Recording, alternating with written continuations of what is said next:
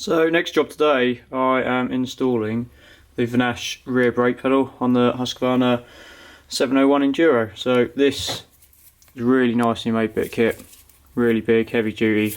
You see numerous posts on the forums online where people have bent the standard lever, which is made of some sort of cheese, and quite often that lever actually bends up and hits the engine case as well and causes damage there. So these nice chunky brake levers by Vanasche, really nice made, all billet CNC. They come with all the grub screws for loads of grip. This is going to be far better than the standard unit. I actually fitted one of these on my Norden, which I've recently traded in for the 701.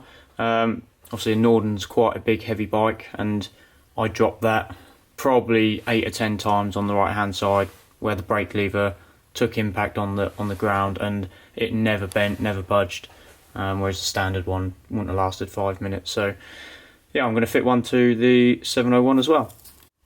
So first thing I done was assemble the brake lever. So put all your grub screws in, which are provided. I'd put them in with Loctite because they will just rattle loose. So wind all them in. You do get 2 spare, so keep them somewhere safe just in case they do rattle out, but if you use Loctite they shouldn't. And then the 2 bolts provided to put the tip on. They have 3 different tips, stepped ones, low one, and this one, sort of fairly standard level one. So once that's all together, then you can go over to the bike.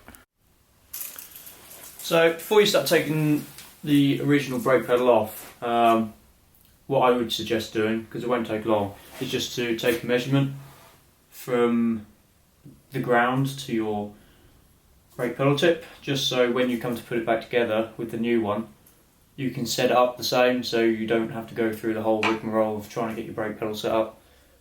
So most people run them pretty level. I've got mine slightly higher. It's just the way I find it comfortable for me. So what we'll do is we'll just straight from the floor measure across there. So mine's pretty much bang on 45 centimetres. So depending on if you've changed the skid plate or not, I have the XP skid plate on here, so I'm going to have to take this bolt out through here, which goes through the bottom bracket of the foot peg holder through the master cylinder. That also bolts through the bottom of the XP skid plate, so I'm just going to have to remove that, so that we'll be able to remove the whole foot peg holder to get to the brake pedal.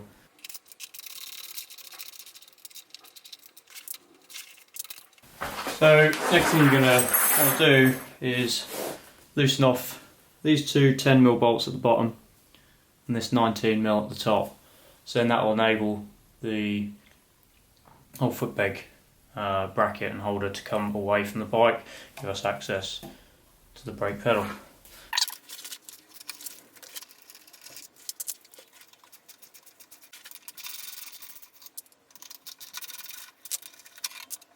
So for those 2 lower bolts, I initially started with 10mm, but switched to T40 just because the socket was quite tight in the hole.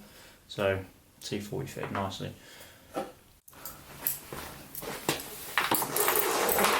So once you have that off, you have access to the back here to an 8mm and 10mm bolt. The lower one is what attaches your rear master cylinder plunger to the brake pedal, and the upper one is the pivot bolt for the actual lever itself. So we go ahead and take these 2 out.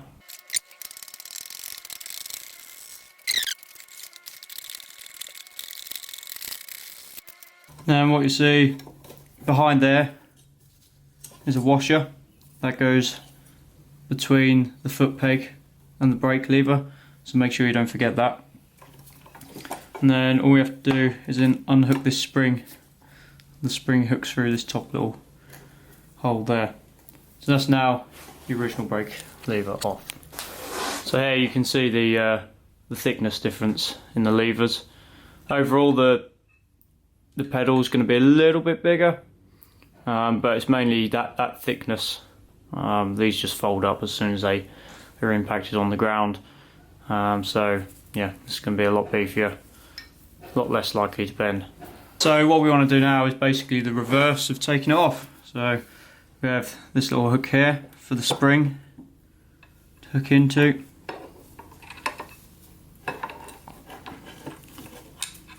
And you want a little dab of Loctite on this bolt before it goes back in. Little dab of Loctite. Put the bolt through the bearing. Put your washer on the back, in between the foot peg. Get that one started. And the same again, you want a little dab of Loctite on here, just like so. And that's going to go through.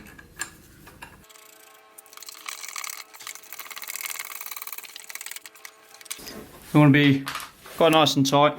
You don't want these coming undone. Nice little nip. Then I suggest before you put this back on, just have a nice clean up. If you haven't disassembled your bike, it's a good opportunity to have a quick clean. So with the new brake pedal fitted, it's now just a matter of putting the bolts back in the reverse order that you've taken out. So you're going to go for the 19 mil at the bottom and the two 10 mils here, and then like me, if you've got the XP skid plate at the back, you're going to have the bolt to hold the rear master cylinder on. Before you bolt everything up, it's a good idea to get your height set. Probably easier to adjust it now than have to take it all apart again. So I'm going to have a measure up. I can already see it's actually a bit lower, so we're going to have to bring the brake pedal up a little bit. We'll see if we can get the adjustment done on this little adjusting nut here. If not, we might just have to change the length of the eye end on the end of the master cylinder.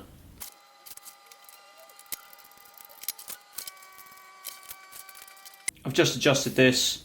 I've wound this little bolt. You back off the check nut, wind the bolt in, and that's going to allow your lever to come up. If you need the lever to go down, you can just wind this down. So all you have to be aware of is make sure before you go riding, after you've adjusted it, see before you get on the bike and ride anywhere, just check that it's still actuating the brake nicely. With the adjustment done, it's time to just put the bolts back in. As I always say, just start all your bolts off by hand so you can feel that they're picking up on the threads nicely.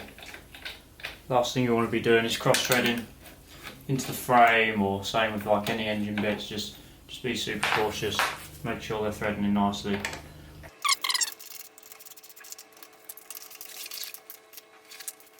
So once they're all nipped up, just do final tightening.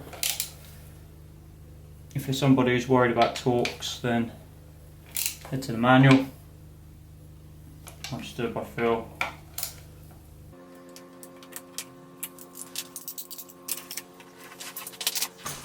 And there we have it, the new Vanasche brake pedal.